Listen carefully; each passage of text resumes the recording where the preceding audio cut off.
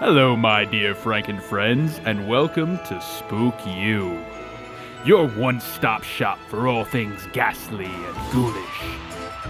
I'm your host, Barnabas Vixen. How horrible of you to join us. Curl up, invite your friends, and by all means, make sure those lights are out. That way it's harder to tell what may or may not be lurking around you. There's nothing like a good mystery, am I right? Tonight will feature a singular tale of devilish design curated by those wicked weavers of woe. And without further ado, allow me to pass the reins on over to our vivacious voiceover virtuoso Trey Falco for tonight's sinister story. Please keep all limbs and side covers at all times. We wouldn't want anything to go missing now, would we?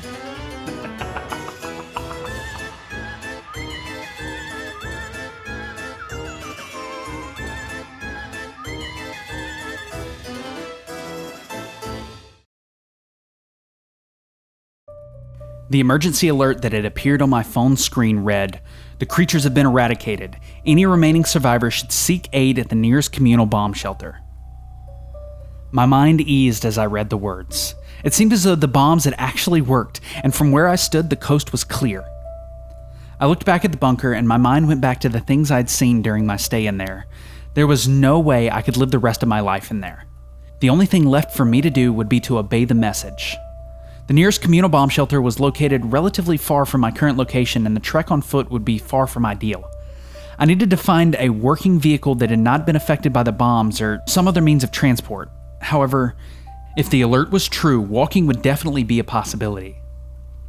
I stepped out of the bunker and the cool morning air hit me again.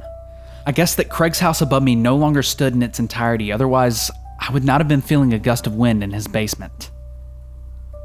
The gun I had dropped before entering the bunker, that had landed on the ground at the bottom of the staircase, was no longer anywhere to be seen. The weirdest part about this situation, though, is that Craig's body was missing too. The pool of blood where he had been laying remained, but what was left of him had been moved elsewhere or simply vanished. It was exceptionally weird that the gun and Craig's body would be missing. But these creatures had used a bait trick on me once before, so I decided it would be better to forget about that gun and solely rely on the one I had obtained in the bunker, if I happened to still need it. Regardless, I didn't want to stay by the door of the bunker for much longer, and I could only rely on the correctness of what the emergency alert had told me. There was no telling whether the creatures had silently returned or remained here for some time since the bombs had dropped, if they were actually still alive and lurking. I moved towards the staircase, which seemed to be unharmed by the bombs. The entire basement seemed completely intact for that matter. At the top of the stairs, the door that had once been there was no longer, and the morning light shone through. I slowly began climbing the staircase, waiting for the moment where a lurking creature would pounce on me and end my life. But as I reached the top and peeked out of the doorway, not a single sound could be heard. The house around me was in shambles. The ceiling and walls had been severely damaged, leaving only a skeleton of what this place once was behind. But without a creature in sight, now was a better time to move than ever. I slowly moved towards what was once a perfectly intact window, but now just a frame which faced the street. Through the window, I could see that it was not only Craig's house that had been severely damaged, but every other house within my line of sight and all of the surrounding foliage was in a similar state. Anything that could survive the impact of the bombs that were dropped would have to be superhuman. There was no way that any normal living being could come out of something like that unscathed.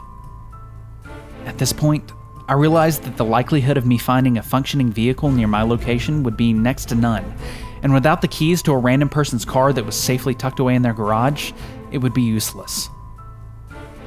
To get there by foot, it would take at least an hour, maybe even 2, depending on the speed I would be traveling. I needed to have faith that there really were no creatures remaining on the surface, or I wouldn't last very long in the outside world. My only other option was returning to the bunker, which would cause me to spiral further into losing my mind, and there was no way I was doing that if there was hope that other survivors waited for me. Human company is what I so desperately needed. Without much of a thought, I decided to cautiously leave the remains of what was once Craig's house and head in the direction of the communal bomb shelter, where I pleaded only survivors would meet me. Human survivors, that is. The sounds of birds chirping and the other background noise that we get so accustomed to was eerily absent, and the charred buildings and foliage gave the neighborhood a mute tone. I thought about humming to myself while walking to my destination, but the thought of a lone remaining creature hearing me from somewhere it had been hiding during the bombs forced me to keep my mouth closed and travel with a light step. Moving towards the shelter, I kept a firm grip on my gun and remained on high alert, continuously scanning my surroundings. I prayed to not see a creature peer from a broken window or from around the next corner, and that I would never have the misfortune of looking one of those creatures in the eyes again. The eyes of those creatures had already been scarred into the back of my mind. I thought back to the first time I had locked eyes with one of them through my neighbor's window.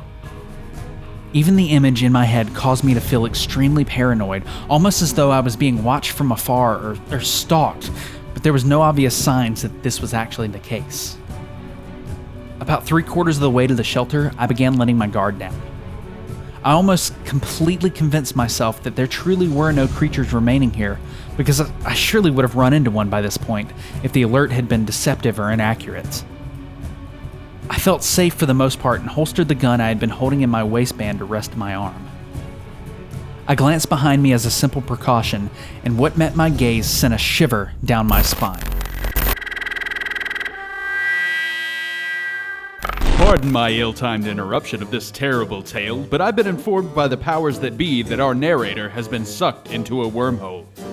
While our Neutronian technicians work on fishing him out, quite literally bait and all, I'd like to take a moment to tell you about one of our sponsors, Katarina's Potion Emporium.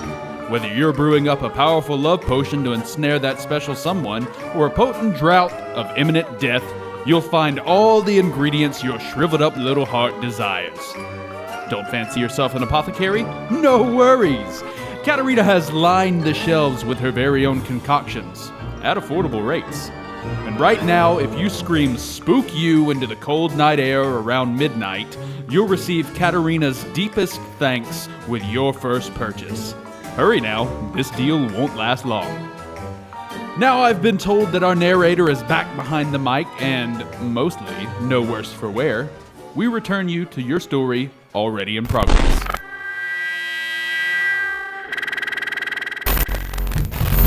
A dark figure swiftly moved behind a fence a few hundred meters down the street from the direction I had come. My heart skipped a beat. There was no doubt in my mind that the figure I had just seen was one of the creatures.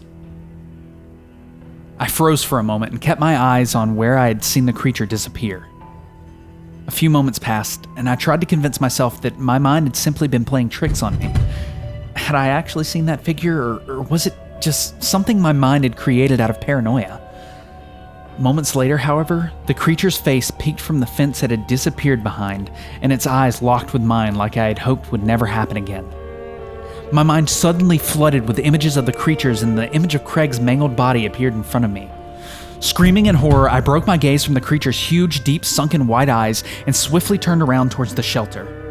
There was no longer any doubt in my mind that I was being followed, and without looking back, I began sprinting towards the shelter faster than I had ever ran before.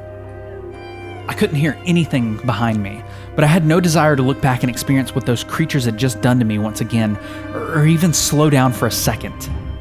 Continuously, I braced myself with a swift slash from behind that would end my life, but was yet to come. My gun was once again grasped tightly in my hand, not wanting to drop my weapon for a second time. Sprinting had closed the gap between me and the shelter. I turned onto the street on which it was located. Now only a few hundred meters of open street stood between me and my new safe haven. The large yellow sign that declared the purpose of the building I was heading towards came into view, but I then realized that the doors to the shelter were closed and there was not a single person waiting for me outside. I had no other option but to pray that there was someone on the other side willing to open that door for me. A gut feeling took over, convincing me that the creatures were right behind me, ready to mangle my body like what was done to Craig and compelling me to turn around and look. I turned around while still moving towards the shelter door, and to my bewilderment, the coast was clear. I stopped dead in my tracks for a moment, truly debating whether or not I had already gone mad. There was no way what I had seen wasn't real. I couldn't believe that. I turned back again towards the shelter and noticed the door was open and that a man that was stood just outside of the shelter was waving me over. The man yelled at the top of his lungs for me to run. Swiftly, I checked behind me again, and what I saw made me feel as though I was going to have a heart attack right then and there. A huge horde of those creatures charged in my direction, quickly closing the gap between me and them. Purposefully, I avoided looking at their faces and without a second thought turned on my heel and raced towards the door. The man swiftly moved back into the shelter, and for a second, I thought he would close the door before I made it inside. But to my relief, he kept it open. A moment after I stepped inside the shelter, the man slammed the door shut behind me, but a huge thud on the other side caused it to open again slightly. A barrage of loud thuds came from the other side of the door, and I slammed my body up against it, trying to close it again far enough to lock it in place. Just then, a huge effort from the creatures was made, and the door swung completely open, sending me tumbling down a staircase. Adrenaline rushed through my body, and the pain from falling down the stairs was masked by the fear that those creatures had just breached the door to this shelter. I looked up the staircase I had just descended, and to my dismay saw the creatures violently tearing apart the man's body who had helped me moments ago. All of the hope I once had was lost at this point, but I struggled to my feet and jolted towards a door that appeared to separate the entrance and exit from the main living area. Tumbling through the door, I was shocked to see dozens of other people crowded on the other side of the room. Some of these people were trembling on the ground and others were yelling complete gibberish. I quickly turned back around and slammed the door closed. This door was not one that could take much of a beating, but I believed that any time I bought could help me. Without thinking, I started dragging any furniture that wasn't bolted down in front of the door, trying to form a sort of barricade to slow the creatures down. A young girl's voice screamed from somewhere behind me, asking where her dad was. And I could only assume that her dad was the man who I had just seen die right in front of my eyes. I started yelling for the people to help me and that the creatures were going to get in here if we didn't move fast, but not a single person moved from where they were. Another loud voice bellowed from behind me, from a woman this time, blaming me for dooming them all and damning me to hell. A sudden rush of realization hit me, and I understood exactly why this had happened. Those things wanted me to come out of Craig's bunker. They wanted me to lead them to the other survivors, and that's why they had been stalking me on the way here. They were not allowing me any other option but to get to where I now was. But the emergency alert I had received, was that another one of the creature's mind tricks too? Like what I had thought I had seen while seeking refuge in the bunker. Was that really sleep paralysis or something more sinister? It was clear that the answers to these questions would remain unanswered. After piling what I could in front of the door, I moved backwards toward the other side of the room. The people behind me continued yelling at me while I looked around for any other way out of this situation. Swiftly, I spotted a door to my left that had been left slightly ajar and ran towards it, hoping for something that was never going to happen. As I swung the door open, I realized that it was only a small storage area. A loud bang came from behind me and I turned around. The furniture that I had stacked in front of the door had been sent flying across the room, and without thinking, I moved quickly into the storage area I had come upon. Screams from the other side of the door bellowed throughout the enclosed area and were soon replaced by sounds of flesh being torn apart. The storage area I'm in has no alternate exits, no way out. It won't be long until those creatures find me in here, and there's no way I have enough bullets to even cause a dent in the numbers they have. This will most definitely be my last update. The only solace I have now is the fact that I'll be saving a bullet for myself. For anyone else who receives the emergency alert that I did, I'll pray for you. Good luck, and goodbye.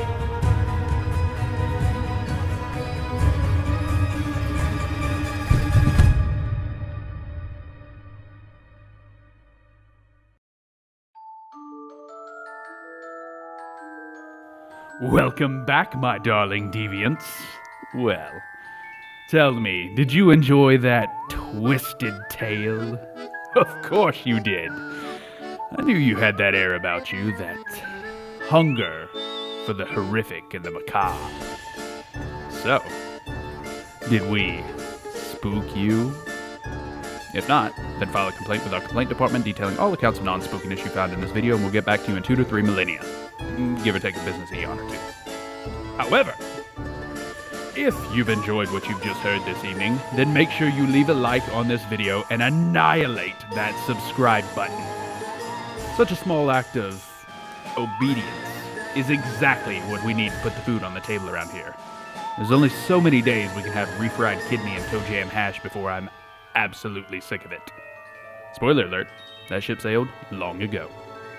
Now, I must bid you adieu. I've many things to take care of, and this outro is eating into my day off. Run along now. Have no fear, we'll be here every Tuesday and Thursday to bring you another terrible tale. Go forth, my ghastly gang, and stay spooky.